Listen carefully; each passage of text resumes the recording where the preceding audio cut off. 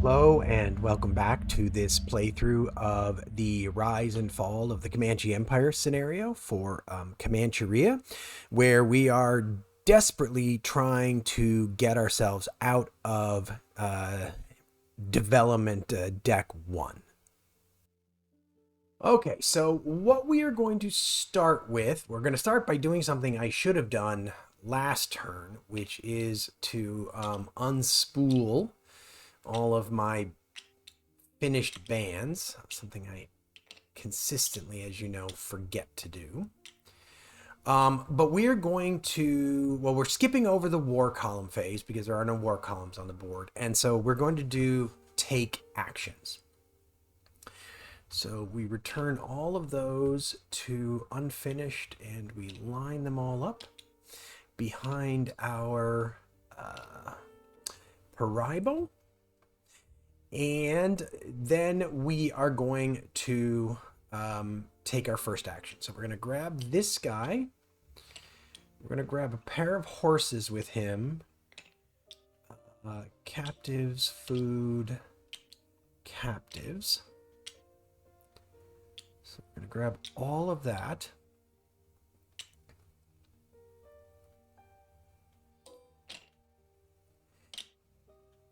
And he's going to move 1 to there, and then he's going to spend two movement points to trade those 2 captives. So he's going to trade these 2 captives, and what I'm going to get this time with these captives is I'm going to get a pair of trade goods. And trade goods are good for rerolls or redraws. And the main reason I'm doing this, just to be clear, is I'm starting to think about how I get out of this development deck era. And I'd like to have a reroll for this ally marker and possibly even a reroll for whether or not I need to do a victory check if the conditions are good. And then with my last 2 movement points for him, I'm going to move him to Llano Estacado. And the thinking here is I'm going to start, obviously, a new Comancheria down here. And what I'm deeply worried about these 2 settlements. And so I want to get myself somewhere where I can hypothetically start attacking those settlements and maybe get them off the board so that I'm not so at risk of one culture or 2 of culture actions by green. So that is my first first band's action. Okay, so next up, I am going to activate this band and I am going to go raiding. So I'm going to spend 2 movement points, 1 to move there, 1 to raid. I am now rolling for my Mahi Miana. His rating is only a 2, so I will be drawing 3 tokens this time.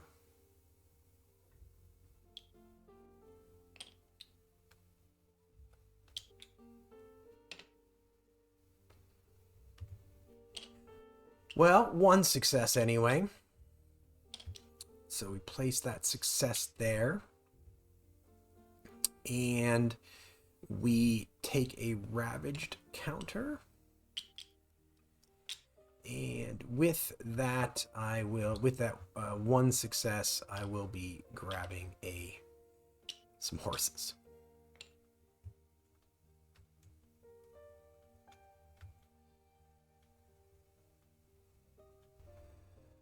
Okay. We will raid again. I will be rolling again here. So this time I'm only drawing 2. And we get 2 enemy APs and yet another success counter. So that allows me to place yet another Ravage token. And we will grab some captives.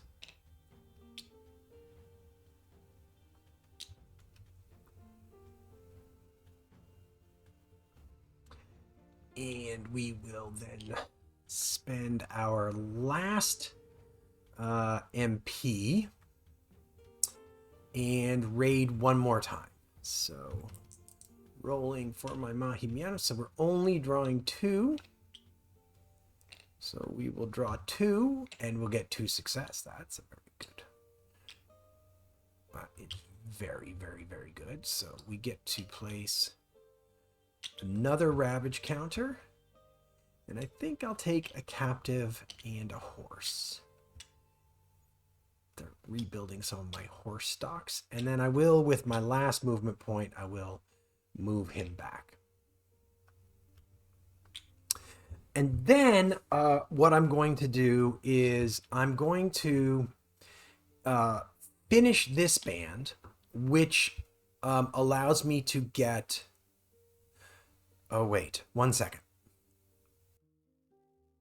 Okay, I think I'm going to be doing this correctly, but I'm not 100% certain. But I'm going to mark this band as finished. And I'm going to collect 2 APs because I am marking it as finished.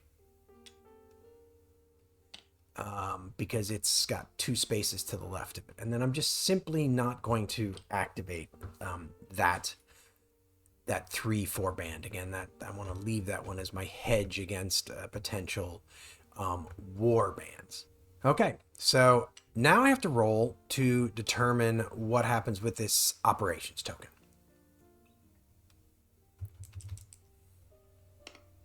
So with a 4, it just moves down a space. Okay.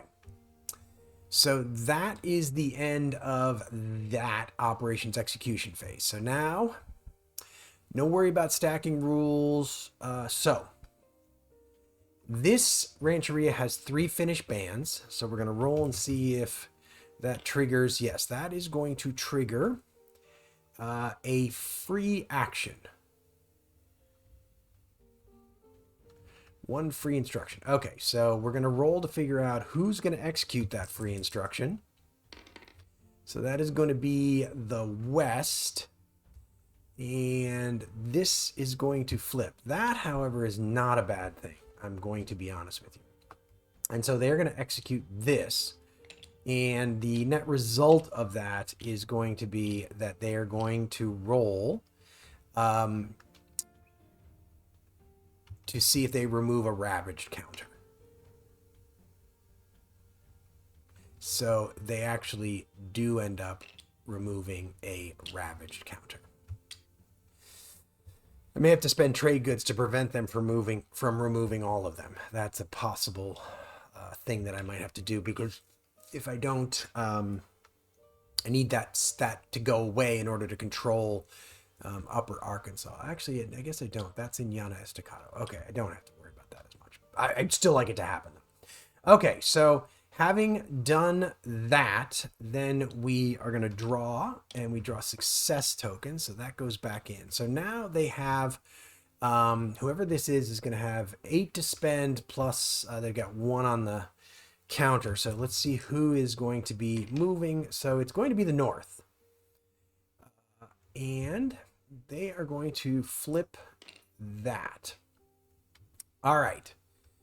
So, first things first, they are going to spend 4 APs, and we'll go ahead and spend that one. And they are going to do this encroach action. Let me just remind myself.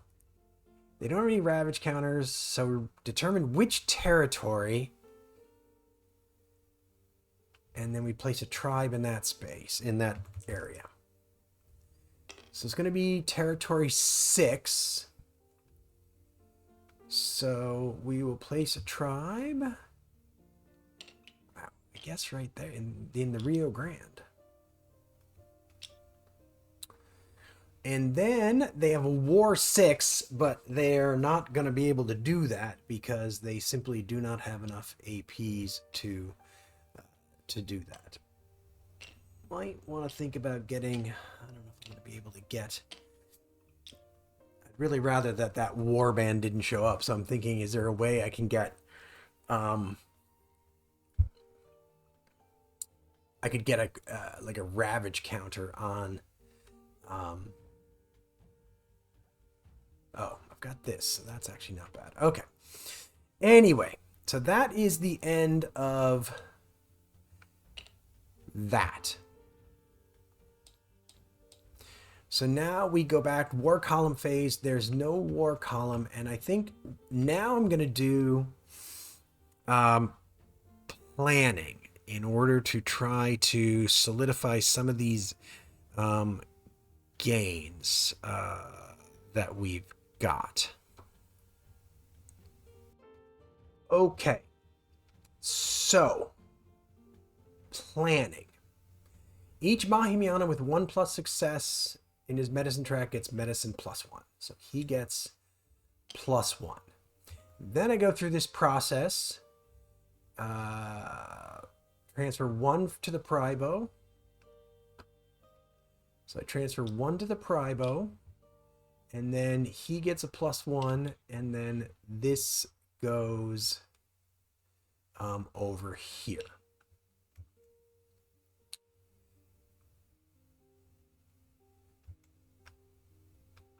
Then I transfer another one.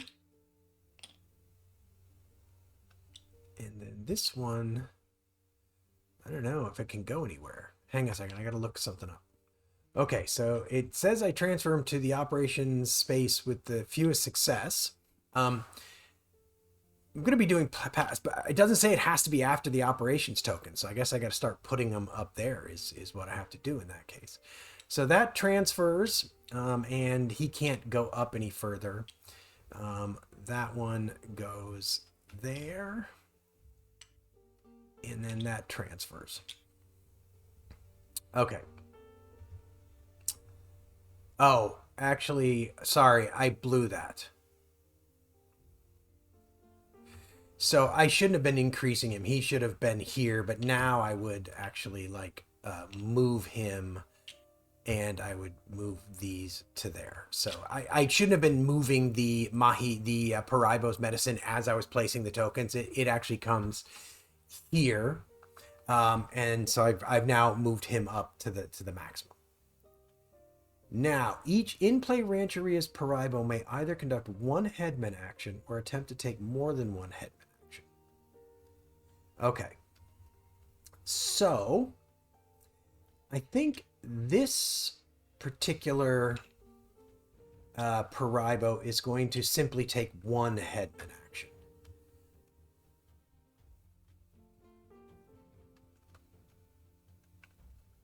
Let's see what I want to do with him.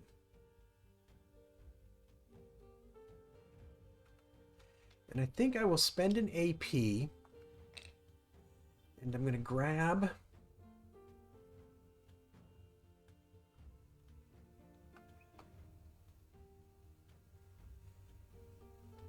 this card. This card is kind of a hedge. It's going to allow me to place Ravage tokens. Which is going to be good. If I need them, like if Passage of Time or whatever goes poorly and I need them, I can put them down, which will be good. So that's his one action. Now this dude is going to try to take more than one. So he's going to take 4 actions. So he's going to spend 1 AP also. And he's going to get Mounted Society. We'll see if that's important later.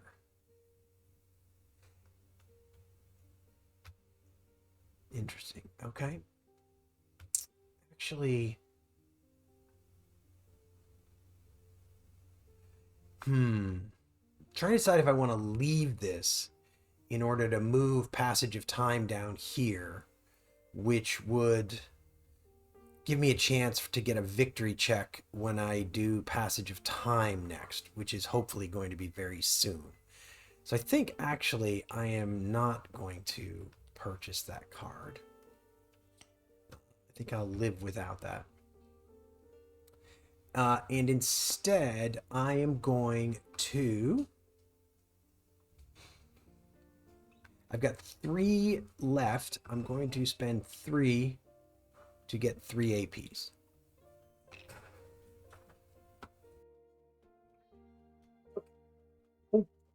Get a chance to spend all of those APs at some point.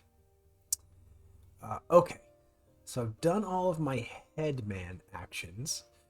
Now I roll a die for each. My man was a medicine rating of 0. But I don't have any of those. All finished band strength reduced by 1 and marked as unfinished. So that is definitely going to have an impact. I'm going to have... I forgot to unspool all this again. I'm going to have these bands are going to get marked as unfinished, but they are now 1/6 strength, and this band is also a 1/6 strength band. But they are all unfinished now. The player may move up all in-play Rancheria counters. Okay. So, I definitely think I want to move Rancheria B, which has 2 movement points. And so I think, where do we want to move him to is the question. I could move him to Red River, which is not maybe a terrible place for him to be. But the other possibility maybe is to move him to Lower Arkansas. I think I'm going to kind of split the difference a little bit here. I'm going to move into these kind of bison hunting grounds is kind of the thinking. Move him there. I'll be... Actually, that'll end up being a long way away from places that I can raid and trade. So we're actually going to move him 2 spaces to there.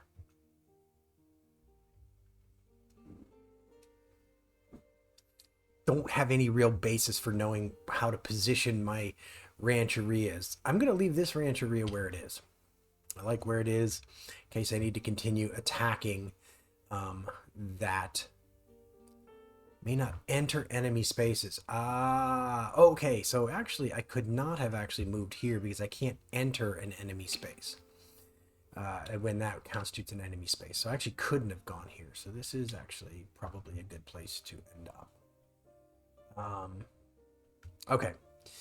Let's keep going. Don't have any question mark counters. Enemy executes 1 free instruction. All right, let me just remind myself.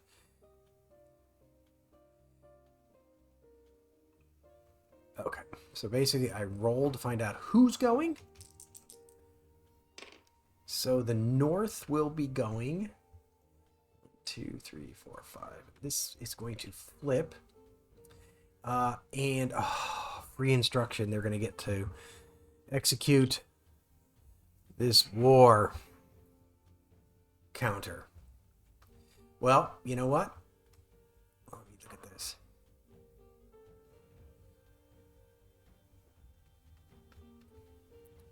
Well, I can't use it anymore. I can't use it anymore in the planning process. I was looking at whether or not I could use it, but it could be used through step 4.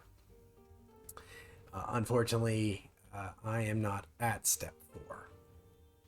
So, War 6. Let me just go remind myself how this is going to work. Don't have a war column. Don't have a ravage counter. Place war instruction into the active enemy square enemy space. So, we place this in their space.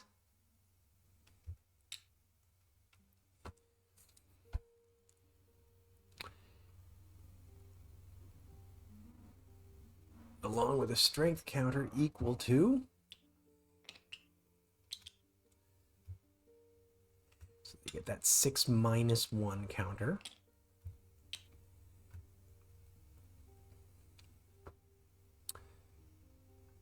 plus the number of the active enemy's settlements in play. Okay, but this being the north, they have 1,000,000, but they can't go higher than 6. Plus any modifiers caused by in-play cards. No. War column strength cannot exceed 8. And in this case, they don't have like a counter for anything greater than 6. So 6 is as high as they can go. So that is their free instruction. Then I roll a die. If the result is less than or equal to, so if the result is less than or equal to 4,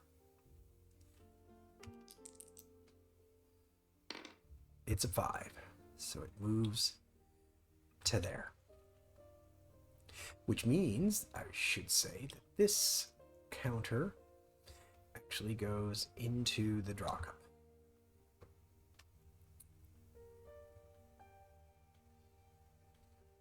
Then we go to operations cleanup. So we don't have any rancherias with finished bands. We're basically going to be drawing and revealing.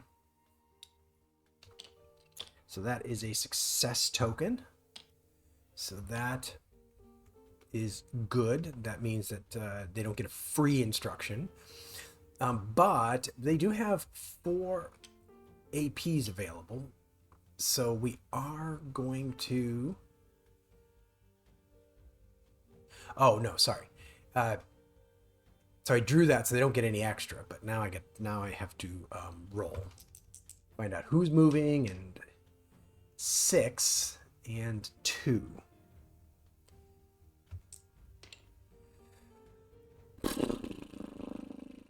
I hate the West. I hate this West enemy, or this South enemy. So, well, the good news is that they're only going to be able to do subjugate, because they've only got 4 APs to spend. They have no ravage tokens. Fewest MPs to one of the active enemy's enemy spaces. So this is 1 space away from here. This is 1 space away from here. This is 1 space away from here. Okay, how do I choose?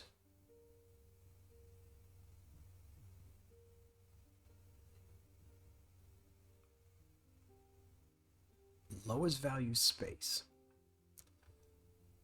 So, this one actually no, because it isn't using a green connection. So I think realistically, we are talking about this and this being closest. So this one has the lowest number, 4. So I think what we do is we remove that. Remove the targeted tribe counter to stock. Okay, so that is that. That goes down there. And we now move on. So now there's an interesting question of whether or not I should simply choose to do passage of time here. If I do passage of time, I will eliminate this. I have 2 trade good cards to roll for this roll to try to keep them as an ally. There's a very good chance that I could actually move out of period 1.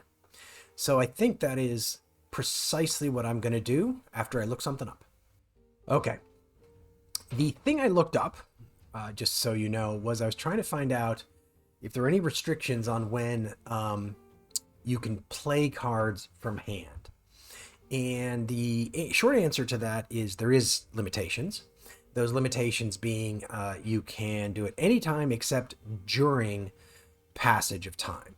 So what I'm going to do is I'm going to kind of preempt the war column phase.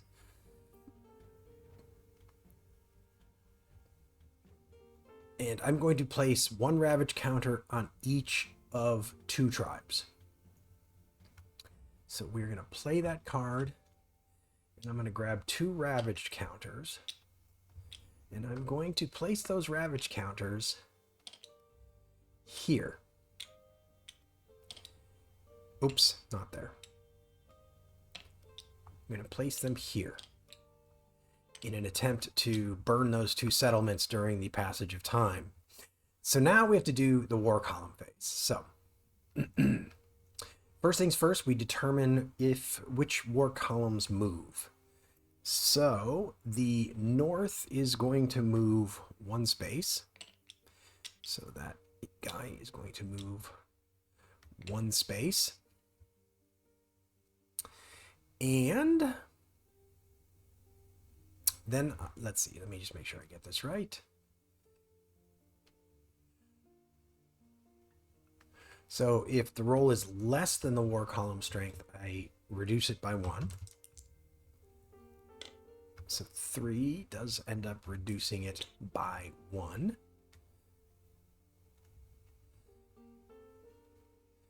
Then I draw a card, and I look at the when revealed instructions.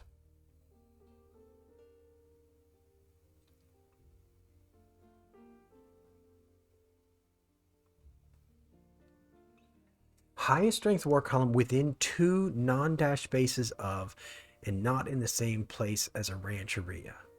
But they are not within 2 spaces of a rancheria.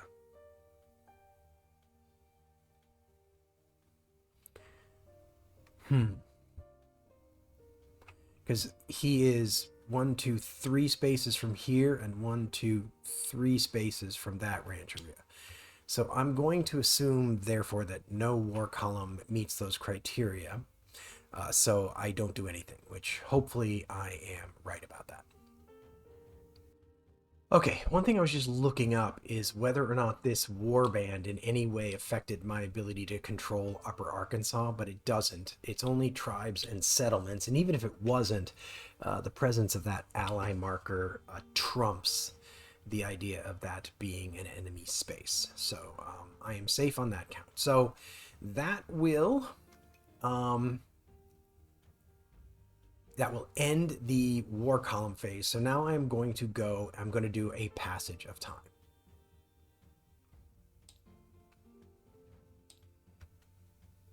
Mark all in-play bands as unfinished. I don't think anybody is finished at this point. Player may spend resource counters from in-play rancherias in order to create new band counters. So, Rancheria B definitely wants to spend a bison in order to get a second counter there, second war party there.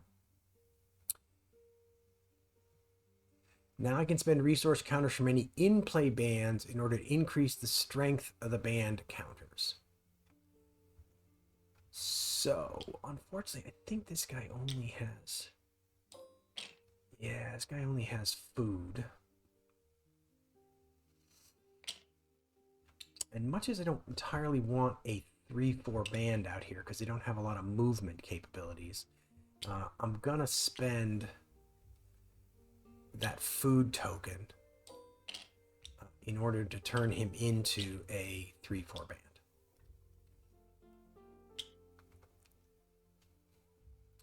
And then in Rancheria A,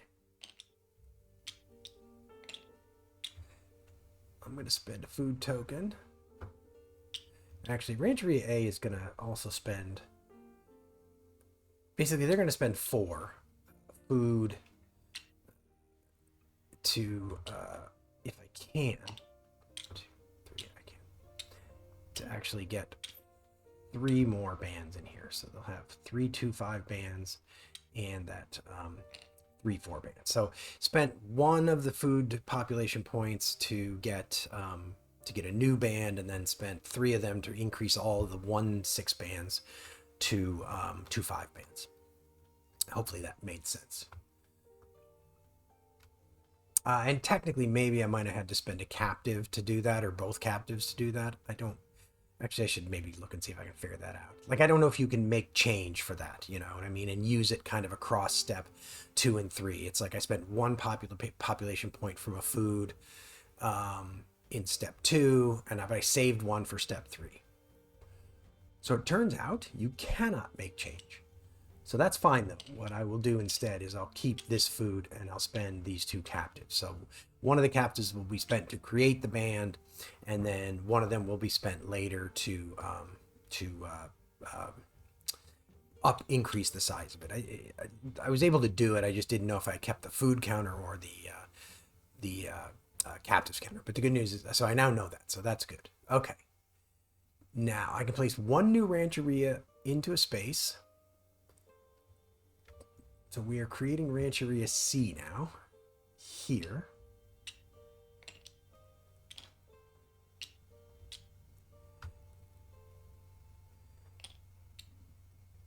So I've got 2 horses. My medicine rating is going to be 3. My Paraibo's medicine rating is going to be 3 because of the band strength. My Mahimiana is at 0.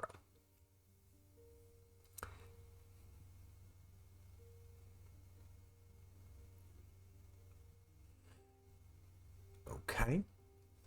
I can voluntarily retire Mahimiana. So I'm definitely going to voluntarily retire this Mahimiana to keep that leadership going.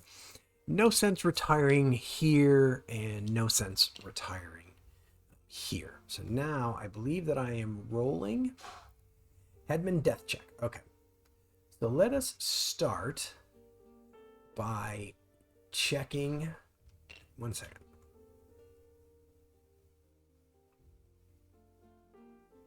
Okay. So I don't have to roll for this because it's greater than or equal to, it can't roll a 1. So I'm rolling 3 dice. So we're going to say this is yellow, this is green, this is blue.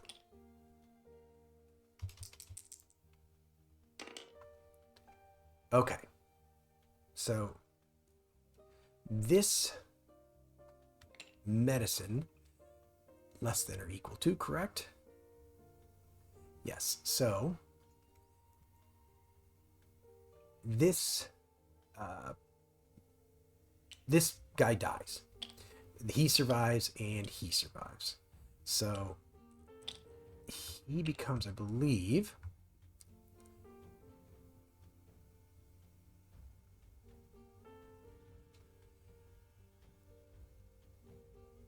oh, his dies and his medicine is reduced to a value equal to that of the die roll. So, which same thing, which he gets reduced to a 1. Now I have to roll for these guys and see what they are. So,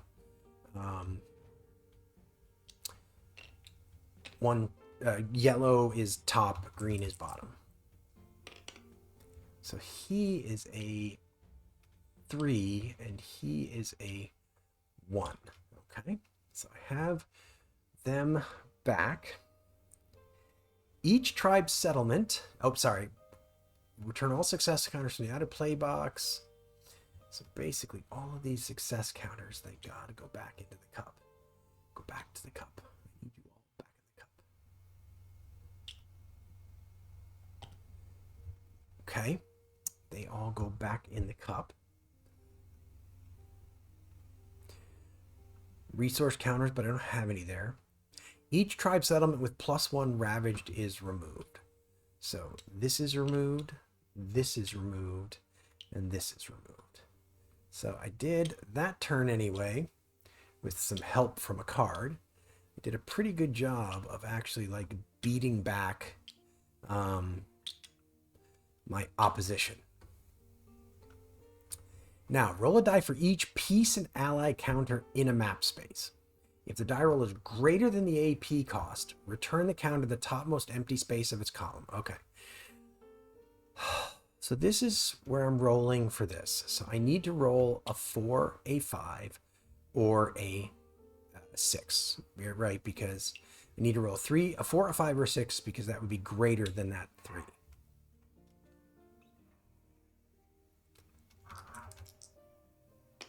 And I rolled a 5, so that's excellent. Now, I was prepared to use trade goods there. I would had 2 trade goods, and I would have spent 2 of them trying to roll to get that to be higher if I had to. Now, randomly select a territory and place a bison into an empty space. Okay. So we're going choose territory 3, which is Llano Estacado, and there is an empty space there. So we will place a bison there. And then I have one empty development card space, so I'm going to do it again. 2. So there is an empty space in Lower Arkansas as well. So we have done that. Now we discard all cards in development card spaces. So we discard this, and this was the one we didn't buy because I really wanted this passage of time marker to move into that 3 space, because I want to do, right now I want to do a victory check, because I actually am meeting the requirements for my victory check, which is I have more than one rancheria and I control Upper Arkansas because this remained a peace space. So now I've got a chance for that, and that just simply goes out of play. Okay, now draw and reveal new cards. Okay. Counting coup. Spend 1 AP to take into hand. Okay. So it's kind of like having a trade good, basically. Quality mounts. I like that. I would like to get that card.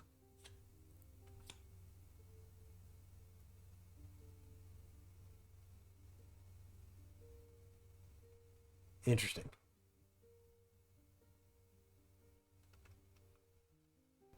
Sorry about the weird pause. Had a coughing fit I had to deal with. Okay.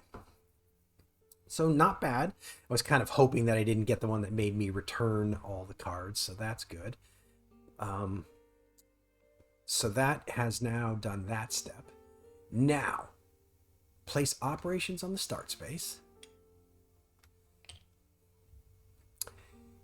And then, if passage of time is in a numbered space, roll a die. If it's less than or equal to the numbered position, terminate the procedure and conduct a victory check.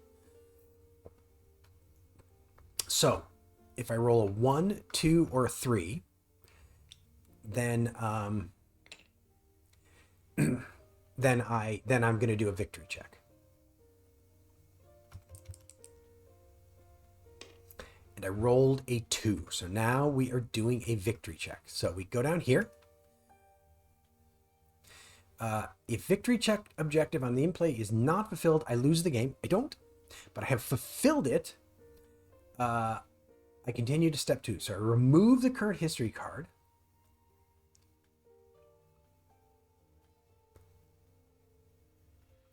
Remove the history card. Oh, that's not the history card. Sorry.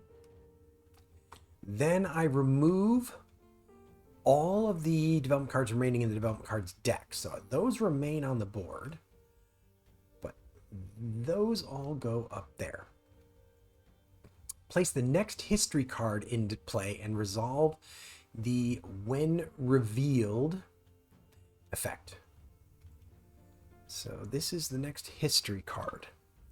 When revealed, remove North G instruction from play. Can end war. I think that just ended my 6th war. If any North instruction remains in success, check draw cup. Remove it from the cup and place it face up in the topmost empty space on north column of the enemy instruction display. Place West G instruction into success check draw cup. So this is G. So that is going to end my war. Huh. I very much appreciate that. I didn't actually even realize that was like going to happen, but that was an added benefit to actually succeeding. So now I actually have to go.